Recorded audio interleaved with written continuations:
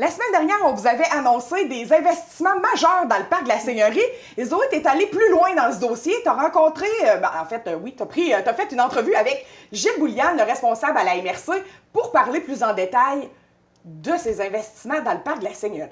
Oui, le responsable dans la MRC de la Matapédia.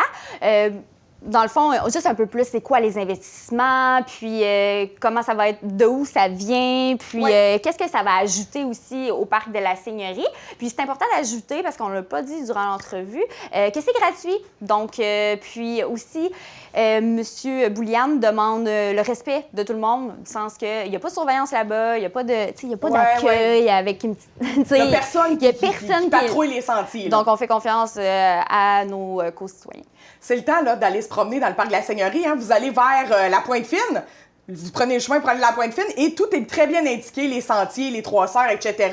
C'est le temps, là, c'est les couleurs. Allez prendre des belles photos de famille dans le parc de la Seigneurie. Donc, on s'en va regarder l'entrevue que tu as réalisée avec M. Bouliane. Aujourd'hui, on parle avec Gilles Bouliane, qui est le technicien en aménagement du territoire et urbanisme à la MRC de la Matapédia. Bonjour, M. Bouliane. Bonjour Zoé. On voulait vous passer en entrevue aujourd'hui parce qu'on sait qu'il y a un peu de réaménagement avec le parc régional de la Seigneurie du lac Matapédia. Oui, tout à fait, tout à fait. Ben, en fait, on fait de la réfection d'équipements, d'infrastructures. Ça prend de l'âge, hein? Ça fait déjà plusieurs années que c'est en place. Donc, il y a des infrastructures qui demandent à être réparées, restaurées. Et c'est un peu ça, les travaux qu'on fait cette année, dans le fond. C'est quand même 71 000 qui va être comme investissement que vous avez, je crois. Oui, tout à fait. En fait, on a l'aide financière d'un programme gouvernemental là, du ministère de l'Éducation, en fait, là, qui nous aide à financer des travaux pour améliorer l'accessibilité, dans le fond, aux équipements de plein air en général. Donc, on a appliqué sur ce programme-là, on a été accepté, et puis, ben, ça nous a permis de mettre en réfection des infrastructures qu'on avait mis en place en 1993, entre autres. Et donc, des équipements qui avaient 27 ans déjà et qui avaient été faits avec des matériaux pris sur place. Donc, on refait des passerelles, un genre de passerelle au sol, c'est à 500 mètres de long. C'est localisé dans un sentier, très, très beau sentier, très utilisé aussi, qui s'appelle le Sentier des 3 Sœurs, qui est en fait un segment du Sentier international des Appalaches. Donc, on refait ces passerelles-là en bois de cèdre, c'est du bois de sciage. Et puis, je pense que ça va être apprécié. On a déjà des commentaires des utilisateurs qui nous disent « Wow, belle passerelle, agréable à circuler, beaucoup plus sécuritaire aussi ». Et puis, ben, tout ça dans un esprit de conserver l'environnement. Ah! Mon Dieu, votre pancarte en arrière a tombé. Ben oui, ma pancarte a tombé. C'est pas grave. On en recommencera.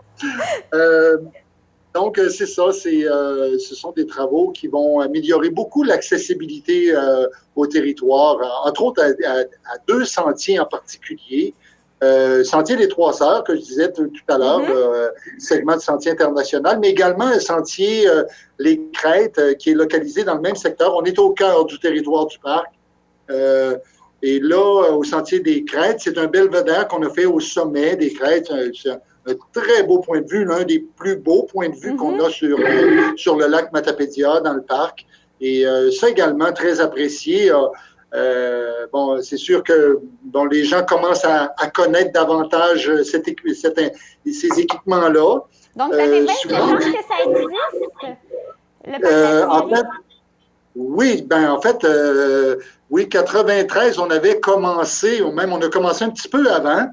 Dans le parc, on a commencé à la fin des années 80, début 90, mais ces infrastructures-là avaient été faites en 93. Pas le belvédère, mais les passerelles.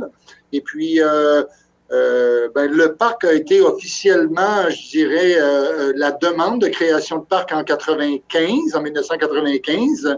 Et l'entente avec l'État a eu lieu en 2001, en fait, une entente de délégation de gestion de territoire public. Et là, on a continué à mettre de l'énergie, des sous à chaque année.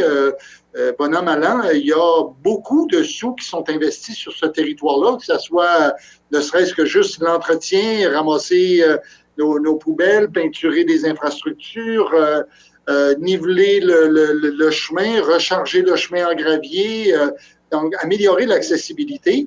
Donc, il y a beaucoup de sous qui sont investis annuellement sur le territoire du parc, là.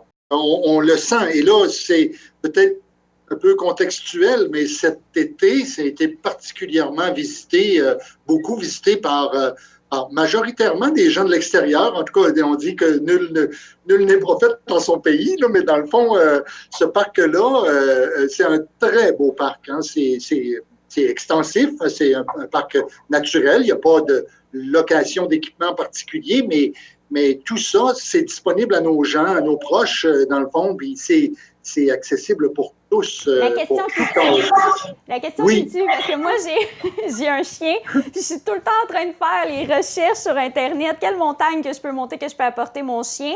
Donc, je présume que le parc de la Seigneurie, on peut?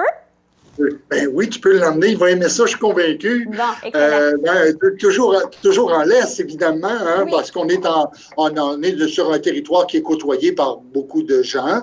Je pense que dans le respect des utilisateurs, il est important que les gens qui veulent apporter les animaux de compagnie, qu'ils soient en laisse. C'est la moindre des choses. Oui, ramasser les besoins aussi. Exactement, oui. Exactement. Mais ça va de soi, là, ça va de soi. Ça va de soi, effectivement. Est-ce que ça a un lien, l'investissement que vous faites présentement au parc de la Seigneurie, est-ce que ça a un lien avec le COVID-19, du sens qu'on a eu beaucoup plus de tourisme cet été? Est-ce que l'idée vient de là? Non, c'est fait. La démarche est faite en amont de la COVID. Évidemment, la COVID, ça a complexifié un petit peu les choses, ne serait-ce que pour nos employés, puis également pour les visiteurs, parce que bon, il y a tout de même fallu faire de l'affichage à l'ouverture au début de l'été. On a suivi les consignes sanitaires qui nous étaient imposées, puis d'aviser les gens qu'il y a la distanciation à avoir entre les individus qui côtoient les lieux, comme partout ailleurs, dans le fond. C'est sûr que c'est un territoire forestier, donc on peut pas entretenir au niveau sanitaire tel qu'on peut entretenir dans un bâtiment public, là, les toilettes sèches ou les tables qui sont dispersées sur un territoire de 133 km², c'est énorme. Là.